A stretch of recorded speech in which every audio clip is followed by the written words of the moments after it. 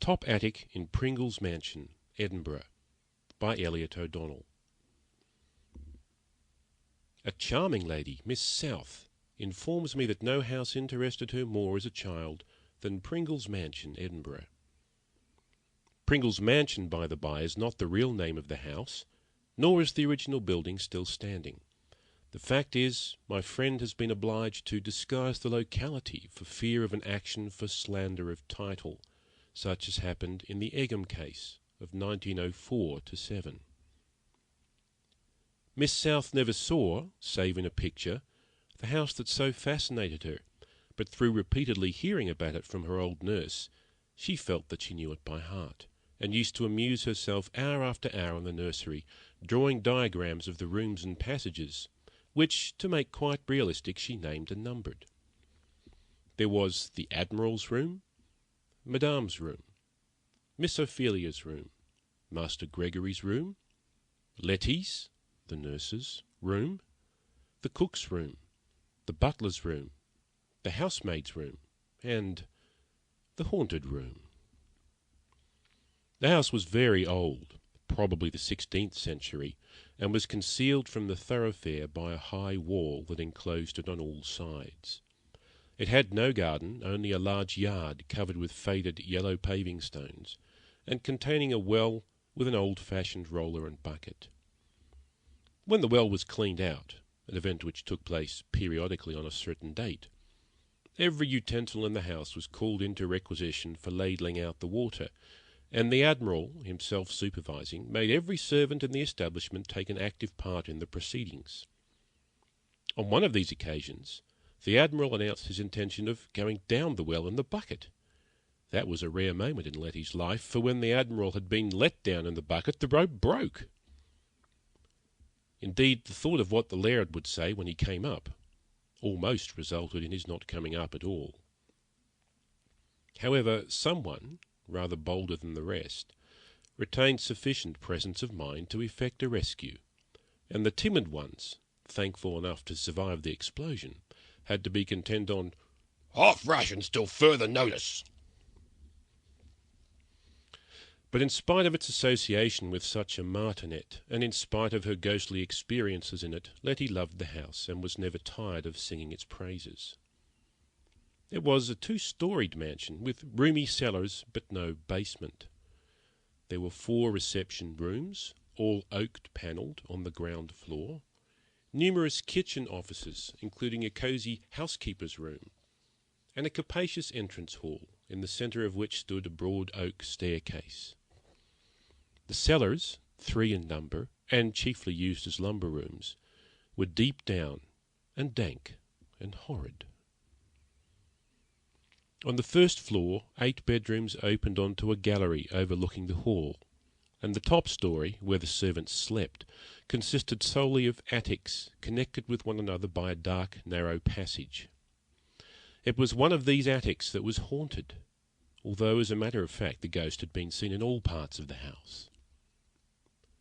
When Letty entered the Admiral's service she was but a bairn, and had never even heard of ghosts, nor did the other servants apprise her of her hauntings, having received strict injunctions not to do so from the Laird. But Letty's home, humble though it was, had been very bright and cheerful, and the dark precincts of the mansion filled her with dismay. Without exactly knowing why she was afraid, she shrank in terror from descending into the cellars, and felt anything but pleased at the prospect of sleeping alone in an attic. Still, nothing occurred to really alarm her until about a month after her arrival. It was early in the evening, soon after twilight, and she had gone down into one of the cellars to look for a boot-jack, which the Admiral swore by all that was holy must be found before supper. Placing the light she had brought with her on a packing-case, she was groping about amongst the boxes, when she perceived, to her astonishment, that the flame of the candle had suddenly turned blue. She then felt icy cold, and was much startled on hearing a loud clatter as of some metal instrument on the stone floor in the far-off corner of the cellar. Glancing in the direction of the noise, she saw, looking at her, 2 eyes, 2 obliquely set, lurid, light eyes, full of the utmost devilry. Sick with terror and utterly unable to account for that which she beheld, she stood stock still, her limbs refusing to move, her throat parched, her tongue tied. The clanging was repeated, and a shadowy form began slowly to crawl towards her. She dared not afterwards surmise what would have happened to her had not the laird himself come down at this moment. At the sound of his stentorian voice, the phantasm vanished.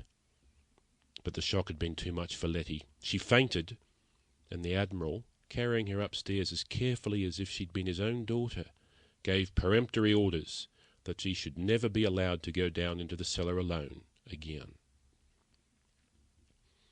But now that Letty herself had witnessed a manifestation, the other servants no longer felt bound to secrecy, and soon poured into her ears endless accounts of the hauntings. Everyone, they informed her, except Master Gregory and Perkins, the butler, had seen one or other of the ghosts, and the cellar apparition was quite familiar to them all. They also declared that there were other parts of the house quite as badly haunted as the cellar, and it might have been partly owing to these gruesome stories that poor Letty always felt scared when crossing the passages leading to the attics. As she was hastening down one of them early one morning, she heard someone running after her. Thinking it was one of the other servants, she turned round, pleased to think that someone else was up so early too, and saw to her horror a dreadful-looking object that seemed to be partly human and partly animal. The body was quite small, and its face bloated and covered with yellow spots. It had an enormous animal mouth, the lips of which, moving furiously without emitting any sound, showed that the creature was endeavouring to speak, but could not. The moment Letty screamed for help, the phantasm vanished. But her worst experience was yet to come. The spare attic, which she was told was so badly haunted that no one would sleep in it, was the room next to hers. It was a room Letty could well believe was haunted, for she'd never seen another equally gloomy. The ceiling was low and sloping, the window tiny, and the walls exhibited all sorts of odd nooks and crannies. A bed, antique and worm-eaten, stood in one recess, a black oak chest in another, and at right angles with the door, in another recess, stood a wardrobe that used to creak and groan alarmingly every time Letty walked along the passage. Once she heard a chuckle, a low diabolical chuckle, which she fancied came from the chest. And once, when the door of the room was open, she caught the glitter of a pair of eyes, the same pale, malevolent eyes that had so frightened her in the cellar. From her earliest childhood, Letty had been periodically given to somnambulism, and one night, just about a year after she went into service, she got out of bed and walked in her sleep into the haunted room. She awoke to find herself standing, cold and shivering, in the middle of the floor, and it was some seconds before she realized where she was. Her horror, when she did discover where she was, is not easily described. The room was bathed in moonlight, and the beams, falling with noticeable brilliancy on each piece of furniture the room contained, at once riveted Letty's attention, and so fascinated her that she found herself utterly unable to move. A terrible and most unusual silence predominated everywhere, and although Letty's senses were wonderfully and painfully on the alert, she could not catch the slightest sound from any of the rooms on the landing. The night was absolutely still. No breath of wind, no rustle of leaves, no flapping of ivy against the window. Yet the door suddenly swung back on its hinges and slammed furiously. Letty felt that this was the work of some supernatural agency, and fully expecting that the noise had awakened the cook, who was a light sleeper, or pretended she was, listened in a fever of excitement to hear her get out of bed and call out. The slightest noise, and the spell that held her prisoner would, Letty felt sure, be broken. But the same unbroken silence prevailed.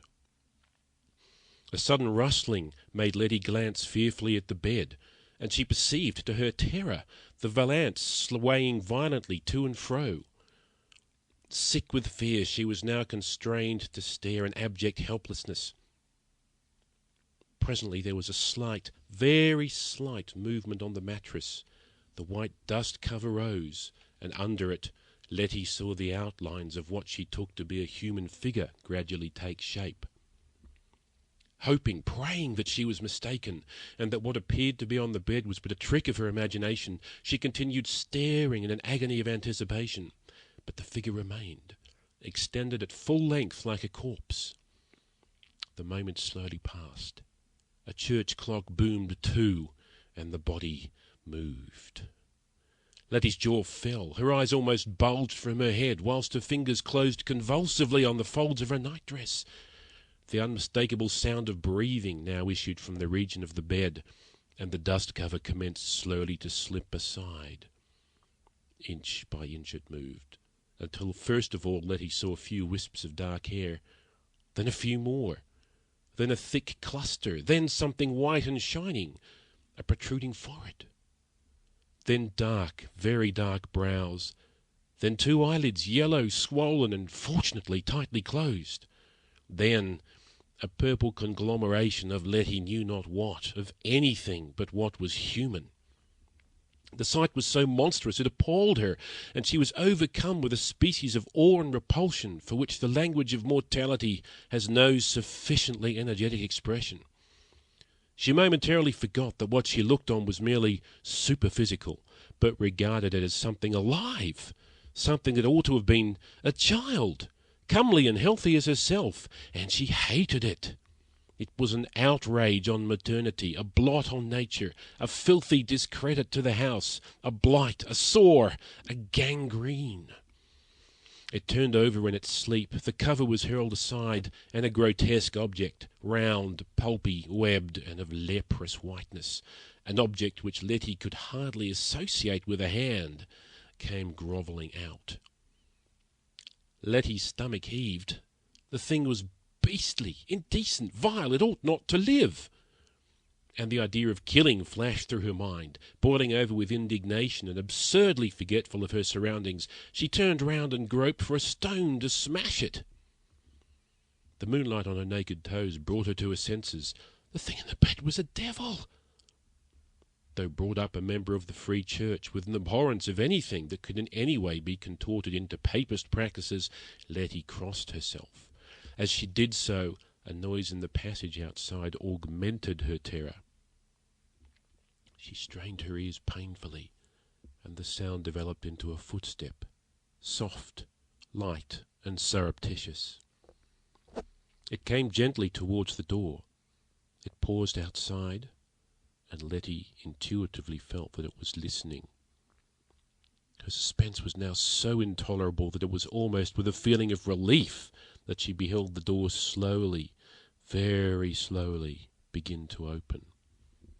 A little wider, and yet a little wider, but still nothing came. Ah! Letty's heart turned to ice. Another inch, and a shadowy something slipped through and began to wriggle itself stealthily over the floor. Letty tried to divert her gaze, but could not, an irresistible magnetic attraction keeping her eyes glued to the gradually approaching horror. When within a few feet of her, it halted, and again Letty felt it was listening to the breathing on the bed, which was heavy and bestial. Then it twisted round, and Letty watched it crawl into the wardrobe. After this there was a long and anxious wait. Then Letty saw the wardrobe door slyly open, and the eyes of the cellar, inexpressibly baleful and glittering like burnished steel in the strong phosphorescent glow of the moon, peep out, not at her, but through her, at the object lying on the bed. They were not only eyes this time, but a form, vague, misty, and irregular, but still with sufficient shape to enable Letty to identify it as that of a woman, tall and thin, and with a total absence of hair, which was emphasized in the most lurid and ghastly fashion. With a snake-like movement, the evil thing slithered out of the wardrobe, and gliding past Letty, approached the bed. Letty was obliged to follow every proceeding. She saw the thing deftly snatch the bolster from under the sleeping head, noted the gleam of hellish satisfaction in its eyes as it pressed the bolster down, and watched the murdered creature's contortions grow fainter and fainter until they finally ceased. The eyes then left the room, and from afar off, away below in the abysmal cellars of the house, came the sound of digging. Faint, very faint, but unquestionably digging. This terminated the grim phantasmal drama for that night at least, and Letty, chilled to the bone but thoroughly alert, escaped to her room. She spent her few remaining hours of rest wide awake, determining never to go to bed again without fastening one of her arms to the iron staples. With regard to the history of the house, Letty never learned anything more remarkable than that long ago an idiot child was supposed to have been murdered in the haunted attic. By whom, tradition did not say. The Admiral and his family left Pringle's mansion the year Letty became Miss South's nurse, and as no one would stay in the house, presumably on account of the hauntings, it was pulled down, and an inexcusably inartistic edifice was erected in its place. End of the top attic in Pringle's mansion, Edinburgh.